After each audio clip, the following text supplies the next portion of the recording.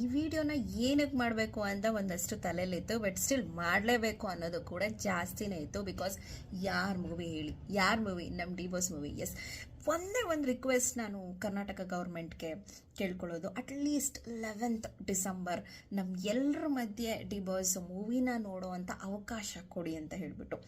Usually ಒಂದು movie ಅಂತ ಬಂದಾಗ ಎಲ್ಲರೂ ಎಕ್ಸ್ಪೆಕ್ಟೇಷನ್ ಓಕೆ ಇರುತ್ತೆ, ಬಟ್ ಅದು ಡಿ ಬಾಸ್ ಮೂವಿ ಅಂತ ಬಂದಾಗ ನೆಕ್ಸ್ಟ್ ಲೆವೆಲ್ ಆಗಿರುತ್ತೆ. ಮತ್ತೆ ಈ ರೇಂಜ್ಗೆ ಕ್ರೇಜ್ ಇದೆ ಅಂತ ಅಂದ್ರೆ ಇನ್ನು ಜಸ್ಟ್ ಇಮ್ಯಾಜಿನ್ 11th ಏನಾಗಿರ್ಬೋದು ನಮ್ಮ ಕರ್ನಾಟಕ ಕಂಪ್ಲೀಟ್ ಅಲ್ಲಿ ಅಂತ.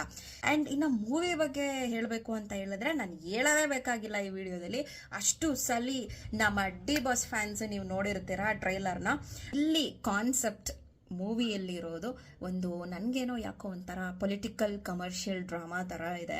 ಇನ್ನೊಂದೇನು ಅನ್ನಿಸ್ತಾ ಇದೆ ಗೊತ್ತಾ, ಡಿ ಬಾಸ್ಗೆ ಏನೇನು ಇಷ್ಟ ಇಲ್ಲ ಅದನ್ನೇ ಇಲ್ಲಿ ಮಾಡಿದ್ದಾರೆ ಈ ಮೂವಿಲಿ ಅಂತ ಅನ್ನಿಸ್ತದೆ. ಬಿಕಾಸ್ ಪೊಲಿಟಿಕ್ಸ್ಗೆ ಯಾರಾದರೂ ಬರ್ತೀರಾ ಅಂತ ಕೇಳಿದ್ರೆ ಗುರಾಯಿಸ್ತಾ ಇದ್ರು ಡಿ ಬಾಸ್. ಅದೇ ರೀತಿ ಇಲ್ಲಿ ಏನೋ ಒಂದು ಪೊಲಿಟಿಕ್ಸಲ್ಲಿ ಇದ್ದಾರಾ ಅಥವಾ ಅವ್ರಿಗೆ ಸಪೋರ್ಟ್ ಮಾಡೋರು ಅವ್ರನ್ನ ಏಟ್ ಮಾಡೋರು ಒಂದು ಅರ್ಥ ಆಗ್ತಾ ಇಲ್ಲ. ಎಲ್ಲ ಕ್ಯಾರೆಕ್ಟರ್ಸು ನೆಕ್ಸ್ಟ್ ಲೆವೆಲ್ ಆಗಿದೆ. ಪ್ರತಿಯೊಂದು ಕ್ಯಾರೆಕ್ಟರ್ಸ್ನ ಒನ್ ಅಥವಾ ಟೂ ಸೆಕೆಂಡ್ಸಲ್ಲಿ ತೋರಿಸಿದ್ದಾರೆ. ಆನೆ ವಿನಯ್ ಆಗಿರ್ಬೋದು ಅಥವಾ ಗಿಲ್ಲಿ ನಟ ಆಗಿರ್ಬೋದು. ಸೊ ಇನ್ನು ಮುಂತಾದವ್ರು ಸುಮಾರು ಜನ ಇದ್ದಾರೆ.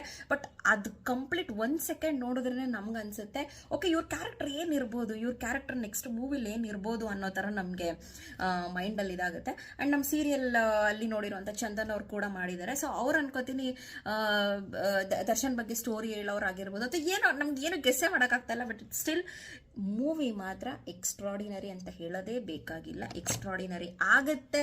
ನೆಕ್ಸ್ಟ್ ಲೆವೆಲ್ ಅಲ್ಲಿ ಬಾಕ್ಸ್ ಆಫೀಸ್ ಅಲ್ಲಿ ಸೌಂಡ್ ಮಾಡೇ ಮಾಡುತ್ತೆ ನಮ್ದು ನಮ್ಮ ಡಿ ಬಾಸ್ ಮೂವಿ. ಯಾರು ನೋಡಿಲ್ಲ ನೋಡಿ, ಅರ್ಥ ಆಗಲ್ಲ ನಿಮ್ಗೆ ಕನ್ನಡ ಅಂತ ಹೇಳಿದ್ರೆ ಕನ್ನಡದವ್ರನ್ನ ಪಕ್ಕ ಕೂರಿಸ್ಕೊಂಡು ಟ್ರೈಲರ್ ನೋಡಿ ಅಂತ ಹೇಳಕ್ ಇಷ್ಟಪಡ್ತೀನಿ. See you all.